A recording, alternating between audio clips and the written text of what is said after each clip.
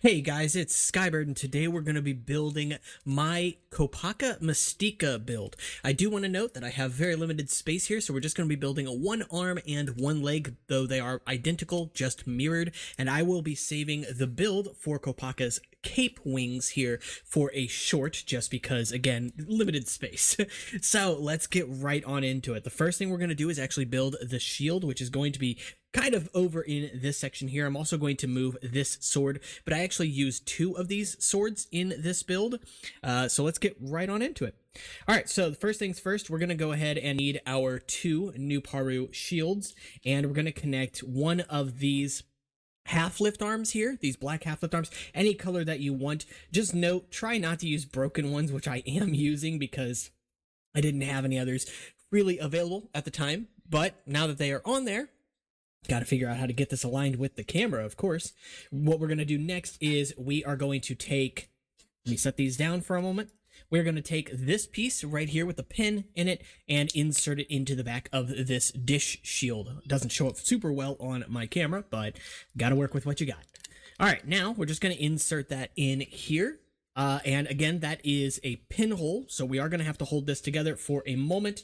While we do this, let's go ahead and insert two pins into one side, just like this here, and take one of these gray connectors and attach that. And that will lock the shield together long enough for us to insert the pins into the opposite side. These connectors here are going to hold some little accompanying bits so that your character can transform his weapons, because he does not just have two sets of swords, but he also has a ski pole and the ability to actually ski on his larger swords as well. So I'm using a 9 length axle here. You can use any length of axle that you want. This is going to go on the ski pole later, and we're just going to insert that in here to hide it away for now.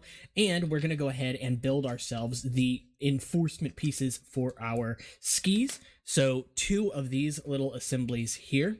Let's go ahead and grab that second one and attach those together with a 4 length axle through this connector right here. So I'll just go ahead and push that in and attach the other side. And again, what's nice about these is that these basically hide from the front sides. You're really not going to see them. You can kind of see them through the holes and stuff, but no big deal there. Going to take our silver Kopaka swords, which actually come from a Lego Technic set from like 2004. Insert it, but don't push it in all the way, because we need this piece to actually go in this slot right here. So once you have that in, then go ahead and push your sword in all the way. Attach the sword on the opposite side, and your shield is done. It is ready to attach to the hand with this axle here. It can also attach to the bottom of the foot and make essentially a snowboard. I think it's a pretty cool little callback to his Mata weapons and his Nuva shield as well. Let's get that out of the way though. Next up, let's go ahead and build our legs. So we're just going to connect a regular socket on the foot here, as well as a long socket for the upper leg, and a friction pin. I am using white in this case, but any friction pin will do. If you like the little flash of blue, I think that's also a good choice. And then you're going to attach your Hero Factory foot. You're going to run this down like this here, and then you're actually going to take this piece and slip it in from the bottom. This works, and you can even hear it click there, and it's solid. It's a really good attachment, and later we can use this axle for connecting our skis. I will show you that at the end of this video. So now let's go ahead and start making our arm. In this case, I'm just using the short double socket, though these can be fragile. So if you want to use the longer socket or change the color out, you're more than welcome to.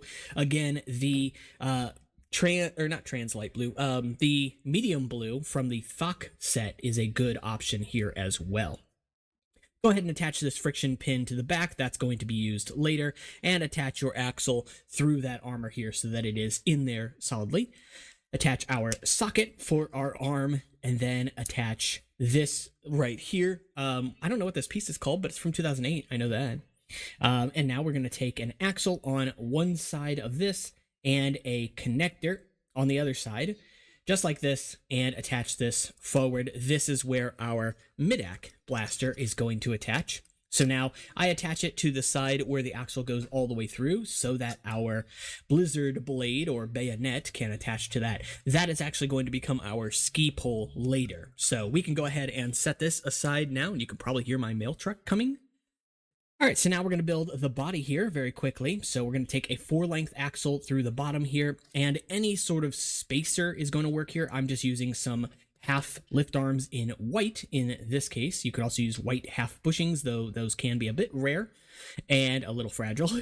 And so go ahead and attach some ball socket or ball joints to the hips here. That is going to become our hips. Next, attach a 3-length axle right here in the body and 2 of these sockets here. So we're going to take our Borak limbs on these sides here. Can you tell I'm very tired? I am. Just like this, basically the same as any of our other figures that we have built in the Mistika line. This one doesn't change things up too much. And go ahead and attach our Technic triangle to those axles and hope that it goes in. There you go. We'll attach the other 2 axles, but we're not going to close this up just yet because we need to attach our neck. So now we're going to go ahead and attach a 5-length axle to this thin lift arm. Don't push it all the way through just yet. And attach our socket there. Another half lift arm on this side. And I'm actually going to flip that around because it's got a mold mark that can interfere with things. And then we're going to go ahead and insert this just like this. The reason we didn't push it through yet is because this needs to slip past these ball socket or these ball joints at the base here. And now we can go ahead and push it through so that the axle is in this triangle here. Now we can close this up. So let's do that. And let's go ahead and attach a 3-long pin there and our lift arm as well to that spot. Lastly, close that up with our armor, and that is that part done. We'll go ahead and throw a head on here, and if you'd like to reinforce this further, you can take a 4-long axle of any kind. I'm using one with a stopper here, and insert that from the back end just so you don't see it from the front side. But you could use a white axle there as well, or another 5-length axle, whatever works for you. Go ahead and attach your leg, attach your other leg, so you have it. Go ahead and throw the arm on here, and also I have that arm backwards. So we're going to go ahead and swap that very quickly. All right, and I am going to attach, let's see here. How do I want to do this? All right, so I think my pin is on the wrong side now. It is. So let's go ahead and make sure that's correct.